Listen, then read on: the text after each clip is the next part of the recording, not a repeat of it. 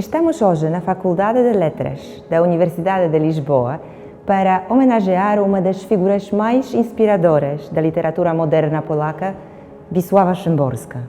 É aqui que vamos celebrar o centenário do seu nascimento em companhia do seu antigo secretário e presidente da Fundação Wisława Szymborska, professor Michał Rusinek, e da tradutora da sua obra, Teresa Fernandes Siatkiewicz.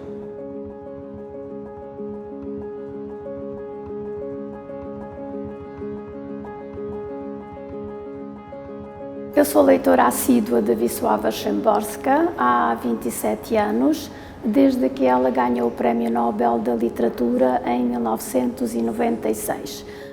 Quanto mais leio a obra de Wisława Szymborska, mais a aprecio e maior é a minha admiração por ela como pessoa e como poetisa.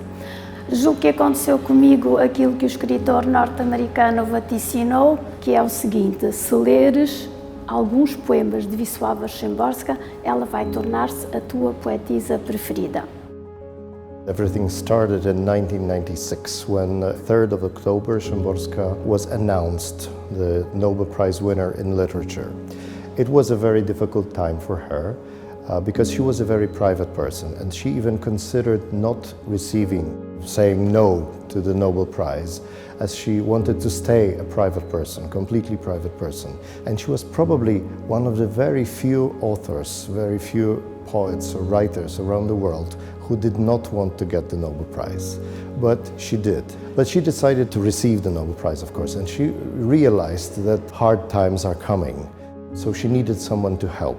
And my duties first were to deal with the letters and faxes. As in 1996 there were not many emails, fortunately.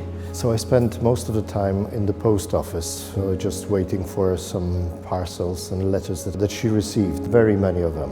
But they say that the Nobel Prize in literature is a kiss of death for many writers. After the Nobel Prize, after they get the Nobel Prize, they stop writing. For Szymborska, it was not a kiss of death, but it was a kiss of silence. She hasn't written anything for like 3 years, but after 3 years, when she gave me the typescripts of her 2 new poems, I realized that my work has a sense. And after this, she wrote 4 books of poems. And the last one was not finished. It's only 13 poems, but it was called Enough. That's how she wanted to have the title. Enough is meaning she doesn't want to say anything more.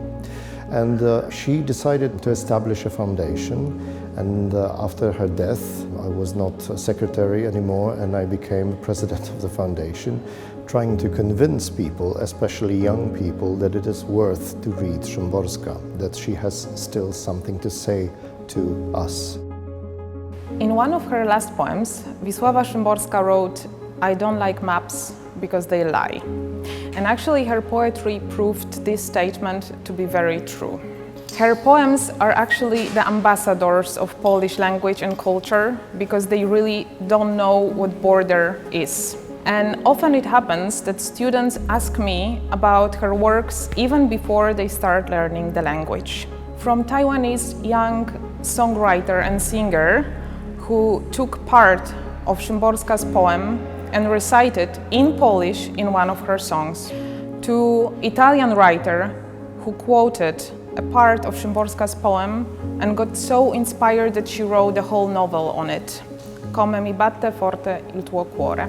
Szymborska is the great ambassador of Polish language and culture, and here in Lisbon we can read her poems in Portuguese from 1985, which is a long time before getting the Nobel Prize. Szymborska is the great Pole, and she makes my work and the work of all Polish teachers much easier, because it's really easy to love Poland when you know and read Szymborska. Para destacar o centenário de nascimento da poetisa, o Senado da República da Polónia decidiu que 2023 seria o ano de Wisława Szymborska. Este ano deu-nos uma oportunidade única de divulgar em Portugal a obra desta poetisa polaca. Hoje participamos numa aula aberta do professor Michał Rusinek, presidente da Fundação Wisława Szymborska e antigo secretário da poetisa. Durante o evento, terá lugar ainda a entrega dos prémios de concurso de colagens à Szymborska, organizado pela Embaixada da Polónia.